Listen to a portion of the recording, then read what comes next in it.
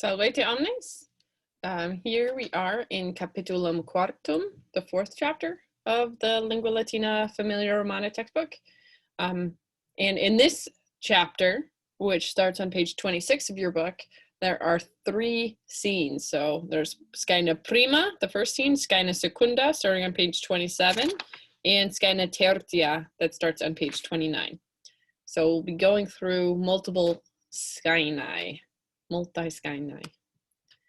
Scaena Prima, the first scene. Julius Domi est. Domi, this comes from the word domus, meaning house, and this is the locative form. Perhaps you've heard the rhyme, cities, towns, domus in Rus, the preposition you never use. So when you have a word like domus, or a word like, Rome, or which is Roma Latina in Latin, or Tusculum, or Sparta, or some other city, instead of saying in Roma and using the ablative place where, you actually just make that the name of the town, for example, look like the genitive case. So to say in Rome, you say Romai, AE is the ending. To say at home, you say domi instead of in domo. So yeah, and domus is actually the word like homes, expressions talking about home is actually irregular in English too. Think about how you would say after school, I'm going to practice. And you would use that preposition to practice. But if you were just going home after school, which we're doing right now, you say I'm going home. You don't say I'm going to home. So with cities, towns, domus, which is this word, and rus, a preposition we never use to say place where. Instead, we use something that kind of looks like the genitive case, but it's called the locative case, locativus. So Julius Domi est. Quis Domi est? Julius Domi est, nonne? Ubi est Julius? Julius est Domi. He's at home. Julius et Aemilia Domi sunt. Ubi sunt Julius et Aemilia? Remember the ubi part, the question word, we take out, we make it a blank, and we restate the rest of the sentence to better answer our question. So Julius et Aemilia sunt Domi. Ad sunt Aemilia Julius et Medos. Now a trick with ad and ob, these prepositions here that you see, the first word over there. My screen is not mirrored, so I pointed the wrong way. The loop on the D points toward the A. So I remember that the ad sunt means to be toward somewhere, to be near somewhere. And ab sunt, the loop on the B, points away from the A. So if you're absent, absent means to be away from. So think of the word, if you're absent from class, that comes from this word. So ad sunt Aemilia, Julius et Medos. Aemilia, Julius, and Medos are present. Ad est Aemilia, ad est Julius, et ad est Medos. These are from the irregular verb sum es est, sumus estis sunt. So we're just adding that preposition ad to the beginning of it. So we have ad sunt in the third person plural, but then ad est when we use it in the third person singular. Aemilia, Julius, et Medos ad sunt. Ad est ne Julius? Ita, ad est. Ad est ne Aemilia? Ita vero, ad est Aemilia. Quis ad est? Aemilia, Julius, Medosque ad sunt. Marcus non ad est, Marcus ab est. Marcus puer, Marcus filius, Julii et Aemiliae, non ad est, ab est, Marcus. Quintus quoque ab est. Ad est ne Marcus? Minime Marcus ab est. Ad est ne Quintus? Minime Quintus ab est. Quintus et Marcus ab sunt, Medos ad est. Medos ad est, aut ab est. Aut significat or English, and it can mean either one or the other in Latin. It can't be both. So meros ad est aut ab est. Meros in pictura est ergo ad est in scaena prima. Ubi est Julius? Julius domi est. Quis ad est? Aemilia, Julius et Meros ad sunt. It's plural. Ubi sunt Aemilia, Julius et Meros? Aemilia, Julius et Meros domi. Ecce saculus. In English Anglice, we would call this maybe like a wallet or a coin purse or something like this. The Romans didn't use foldable wallets the way that we use them. And they didn't use paper money either. So that's something important to remember. They used coins. Numi, numus is one coin in Latin. So this saculus is filled with pecunia, money, which actually originally comes from the Latin word pecus, which is like a herd of cattle. So you can think of the original before coin money that people were trading, livestock. So actually, you don't say I have a lot of money. You don't say multa pecunia. You would say I have great money or large money, magna pecunia, because originally you weren't talking about a coin, you were talking about a big fat cow. So magna pecunia instead of multa. It's a little peculiarity of Latin, something that we would say is not exactly translatable from one language to another. And you have to think of that, its antiquated roots, where the word pecunia came from. And it was, cows. And we should remember that the forum, the Roman forum, was originally used to graze cattle. It was pretty swampy, actually. And one of the Roman kings during the monarchy actually, had the cloaca maxima, the largest, greatest sewer installed, and thus drained the forum and made it usable for commerce, etc. So ecce saculus est saculus Julii. Julii est genitivus. It's genitive. Est saculus nominativus? Julii genitivus. It is Julius's wallet. Quid est? Est saculus Julii. Cuius saculus est?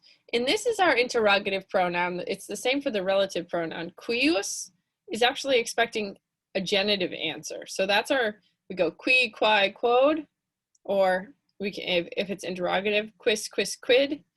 And cuius is just the genitive. Cuius, cuius, cuius. Now you'll hear it pronounced either cuius or cuius. Cuius or cuius. Now the CU and the QU are interchangeable in ancient times. One of them is older than the other. I can't remember which one. But if you imagine this CU to be a QU, I think you'll find it easier to pronounce. So instead of QU or CUIS, CUIUS, it's a little tricky. Imagine it as QUIUS, cuius. That definitely helped me when I learned that as a student. So you'll hear both pronunciations, and both are actually correct. You'll hear different ones in poetry, depending on the requirements of the meter, but cuius saculus est. Whose wallet is it? So we want to say saculus est blank. Est Julii. In saculo Julii, in saculo, ablative place where, Julii genitivus, est pecunia, money. Ecce saculus, ecce pecunia. Quid est in saculo? Pecunia est in saculo. Cuius pecunia est in saculo? Pecunia Julii est in saculo. Ecce numus. And this is the terrible emperor Domitian, who ruled for a period of 15 years. One of the Flavian emperors. His father was Vespasian, and his brother was the emperor Titus, who's well known for the Arch of Titus. And Vespasian and Titus were famous for the very controversial sack of the temple in Jerusalem in about 69-70 AD. So Domitian came after him. Their family was famous also for being the ones to construct the Flavian amphitheater, which we know today as the Colosseum. Numi sunt in saculo, numi sunt in saculo. So in the wallet, there's pecunia, there's money, and specifically numi, so specifically coins. So all numi are a type of pecunia, but not all pecunia has to be numi. Quot numi sunt? Unus, duo, tres, quater, quinque numi. Quinque. Sunt quinque numi. Unus, duo, tres, quator, quinque, sex, septem, octo, noem, decem. Decem numi. Sunt decem numi in saculo Julii. Quote numi sunt? Quote, how many? Unus, duo, tres, quator numi sunt. In saculo Julii sunt multi numi. Quid est in saculo Julii? In saculo Julii est pecunia, est multi numi. Saculus Julii in mensa est. In mensa, quid est mensa? Mensa est, oops, table. What he's sitting at, okay? So he's sitting at a table. Cuius saculus in mensa est? Remember, cuius is genitive, and so we answer with the genitive. Whose saculus in mensa est? Blank saculus in mensa est. Saculus Julii in mensa est. Ubi est saculus? Saculus est in mensa. Quid est in mensa? Blank est in mensa. Saculus Julii est in mensa. Julius pecuniam suam numerat. Numerat significat unus, duo, tres, quator, quinque, sex. So numerat, numbers, or you could say in English, counts. Anglicate counts. Julius pecuniam suam numerat. And this suam is something seemingly challenging from this chapter. So when you see the adjective suus, sua, suum, which is a reflexive adjective, it means that it bends back to the subject. So it belongs to whatever the subject is. So in this sentence, Julius is our subject. Julius pecuniam suam numerat. Julius pecuniam suam numerat.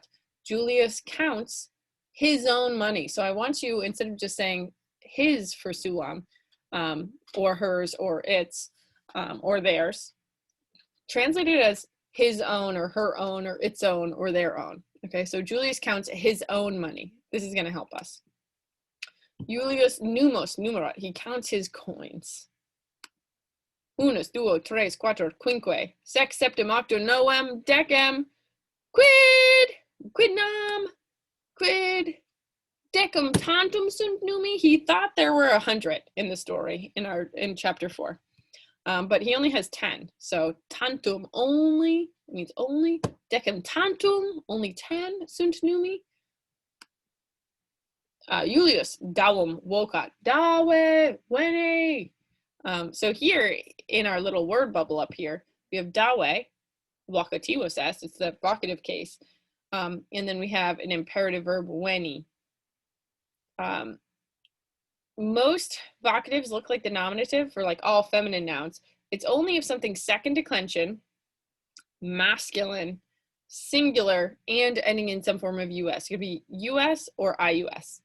Okay, so a regular US, like Davos, changes to an E. Julius, however, and we'll learn this in a later chapter, but I'll just mention it now.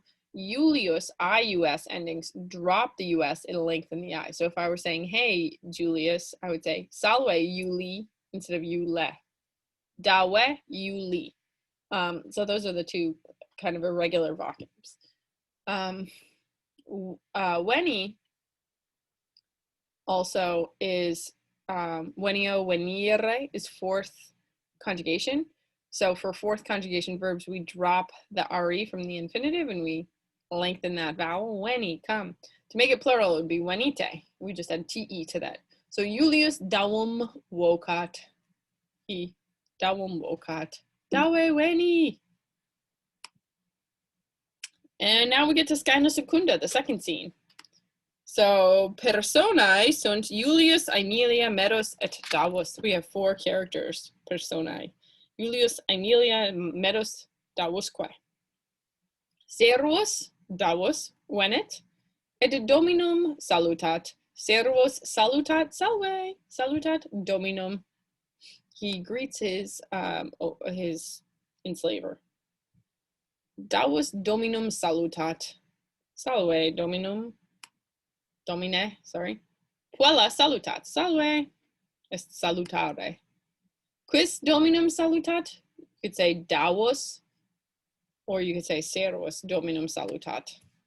Quem Davos salutat?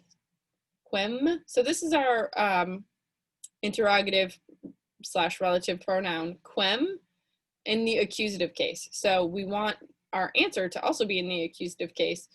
The question word ends with an M. We want our answer to also end with an M. Davos salutat dominum. It's a nice little trick that we can do. Quid facet servus?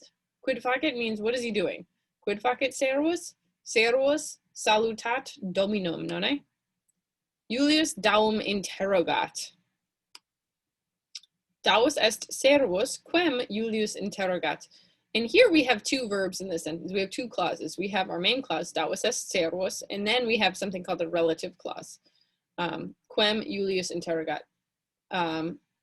Davos is the enslaved person, and we can even use that fancy word whom, it has an M on it in English, whom Julius interrogates or asks questions of. Okay, so quem is our accusative case. We could translate that as whom in English and keep kind of the same word order actually. Or, you know, I feel like it gets a little bit more challenging if you don't say whom. So Davos is the, servus is the enslaved person whom Julius interrogates. Quis Daum interrogat? Blank Daum interrogat? Julius Daum interrogat. Quem interrogat Julius? And we can work backwards, leave a blank for quem, right? We want to answer our answer to also have that M though. Julius interrogat Daum. Ubi sunt numi mei. This always reminds me of Family Guy when Stewie lends the dog some money and then beats him up to get the money back. No one's beating up Davos here, but Stewie is very evil in that episode if you've seen it. Ubi sunt numi mei. Where are my coins? Ubi sunt numi mei. Non hic est here. With a long I, hic, here. Non hic sunt. Interroga medum. Interroga est imperativus. It's an imperative verb, so ask medos. Ecce baculum.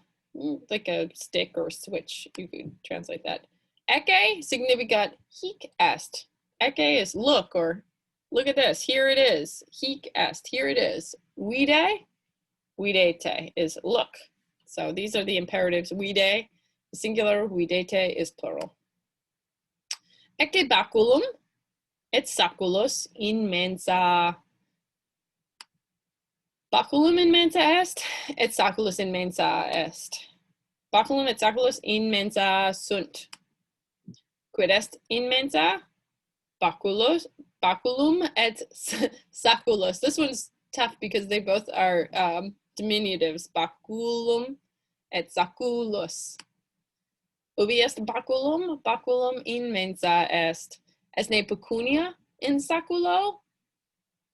Esne pecunia in saculo? Minime est vacuus. Julius baculum in manu tenet. Tenet significat habet in manu est tenet, is holding. Julius baculum in manu tenet. Davos saculum suum, his own saculum, in mensa ponet. Ponet and de ponet are similar words. De means down, so you could say de ponet instead of just ponet, but ponet works too. Put place. Quis saculum in mensa ponet? Davos saculum in mensa ponet. Quid Davos in mensa ponet? Davos blank in mensa ponet. Davos saculum in mensa ponet.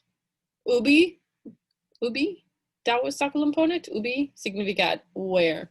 Davos saculum ponet in mensa.